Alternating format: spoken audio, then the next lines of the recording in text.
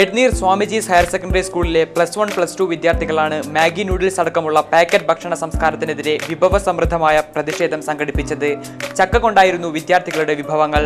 ചക്കപ്പായസം, ഉപ്പേരി, സീറ, പോടി, അച്ചാർ, റൊട്ടി, ഇഡ്ലി, ചക്ക ന്യൂഡിൽസ്, ചക്ക ചിപ്സ് തുടങ്ങി 140 കൊതിയൂറും വിഭവങ്ങളുമായാണ് വിദ്യാർത്ഥികൾ ബുധനാഴ്ച സ്കൂളിലെത്തിയത്.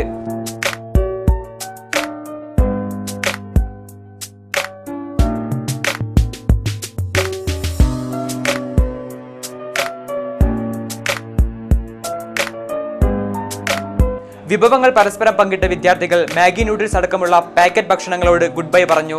പ്രകൃതി വിഭവങ്ങളിലേക്ക് മടങ്ങുകയാണ് പ്രതിഷേധത്തിന്റെ ലക്ഷ്യമെന്ന് വിദ്യാർത്ഥികൾ പറയുന്നു. ചക്ക എന്ന് പറയുന്നത് നമുക്ക് പ്രകൃതിയിൽ നമുക്ക് ഫ്രീ ആയി കിട്ടും. നമ്മൾ വീട്ടിലൊക്കെ ഉണ്ടാകുന്നതാണ്. ചില വീട്ടിൽ നശിച്ചു പോകുന്നുണ്ട് ഒരുപാട് ചക്കകൾ. അപ്പം അതിന് വേണ്ടിയിട്ട് ഞങ്ങൾ ഈ സ്കൂൾ നടത്തിയൊരു പ്രോഗ്രാമാണ് ചക്ക ഫെസ്റ്റ് എന്ന് പറഞ്ഞിട്ട്.